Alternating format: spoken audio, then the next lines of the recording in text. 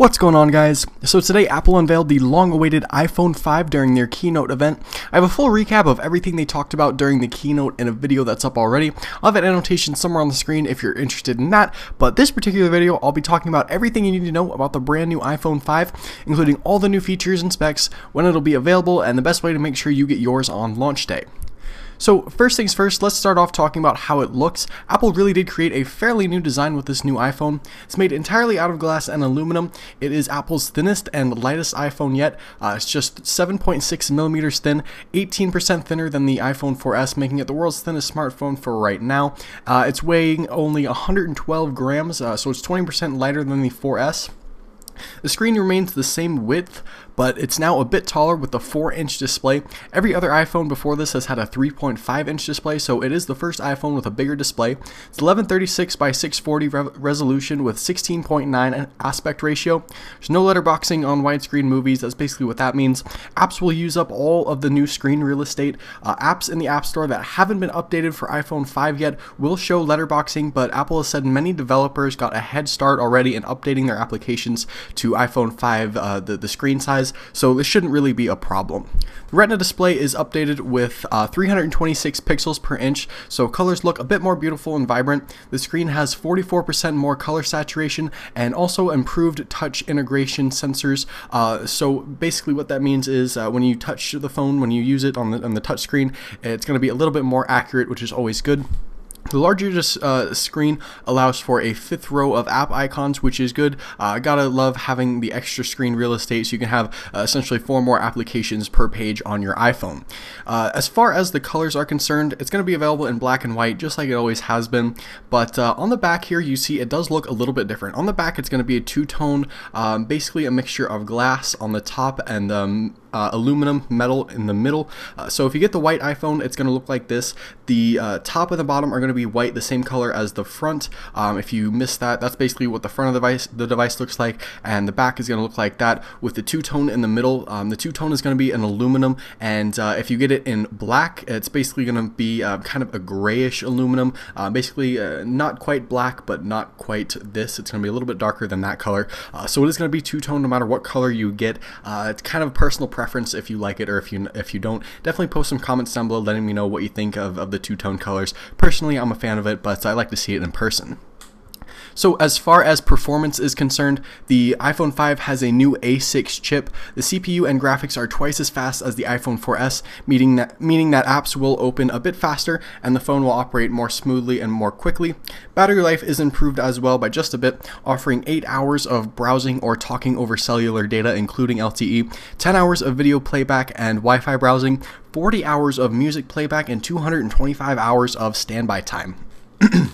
The connector, which was something that was rumored a while ago, and it was kind of got mixed reports, mixed reviews, mixed opinions, but the iPhone 5 does have this new completely redesigned dock connector, which they're calling Lightning. The new dock connector is much smaller than the old 30-pin connector, and it's supposed to be faster and easier to use. Unfortunately, with this new dock connector comes the problem that all the accessories you currently have, even the sync cables and stuff like the docking stations, like iHome and stuff like that, will need an adapter. So Apple is planning on releasing an adapter. Third-party companies, I'm sure, are working on making an adapter as well. So I'm sure you just get a cheap adapter. You'll be able to use all of your old products. Just a bit more information on the new dock connector. 80% smaller than the current connector cable, and like I said, it's called Lightning. That's the official name. It's all digital. It's more durable, and you can plug it in either in any direction. Doesn't matter if it's upside down or on top or on the bottom. Doesn't matter. Either way, you can still use it. The camera has also been updated. It's still the same 8-megapixel camera, same as the 4S, but it works a lot better now in low light settings. It has a precision lens alignment, sapphire crystal lens cover, and also has special noise reduction. And on the topic of microphones, the iPhone 5 now has 3 different microphones throughout the phone to help with noise cancellation and have more crisp, clear sounds. for not only video but for phone calls as well, so that's always good. It has faster picture capability, so basically anytime you take a picture it's going to be a little bit faster by about 40% thanks to the new A6 chip. There's also a new feature called Panorama, which essentially what you do is you can hold up your iPhone 5 to a landscape or a wide area and basically start on one side and move the iPhone slowly towards another side. About 240 degrees around is the maximum it'll go, and it'll take a big beautiful panoramic picture of whatever you moved your iPhone around, and it does it all in real time. It stitches it all together, and you don't need another app or anything like that. It does it right from the camera app. And the 4S will actually also get this panorama feature as well. It's going to be available on iOS 6 for the 4S and for the iPhone 5. As far as anything else, I don't really think the panorama feature will be available on anything else, just strictly the iPhone 5 and the 4S. As far as video is concerned, it does have improved 1080p video with better stabilization and 10 times facial recognition. So essentially, when you're taking a picture, when you're taking a video, you'll have the ability to recognize 10 different faces at once.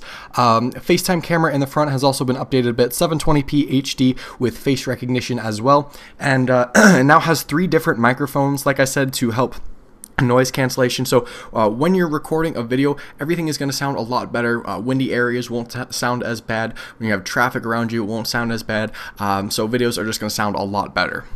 As far as connectivity is concerned, the iPhone 5 is LTE supported, which has been rumored for a long time. It was more or less expected. It's about time Apple jumped on the LTE bandwagon. They say that LTE speeds could be as good or better than Wi-Fi, but it kind of depends on the network. It kind of depends where you're at. A lot of places still don't support LTE, so it all depends. Definitely do your research, look into your carrier, look into the area that you live in or that you spend the most time in, and see if 4G LTE is even in your area. Definitely don't pay for something you aren't going to use or don't have in your area. The iPhone 5 is available for AT&T, Sprint, and Verizon. No T-Mobile yet, but AT&T, Verizon, and Sprint, like I said, and they're all going to have them on launch day. As far as the operating system is concerned, iOS 6 will ship with the iPhone 5, and iOS 6 for everybody else is going to come out September 19th if you're curious. The price for this brand new iPhone 5 is going to be $199, $299, and $399 for the 16, 32, and 64 gigabytes respectively. Doesn't matter if it's black or white, same price. And if you're interested in getting an iPhone 4 or an iPhone 4S, if you haven't upgraded those already, the iPhone 4 is now going to be free, and the iPhone 4S is going to be a lot cheaper as well. So if you want to upgrade to the iPhone 4 or 4S, you now have the option to do that at a much cheaper price. As far as release date is concerned, the iPhone 5 is going to hit the Apple Store on September 21st, so next Friday.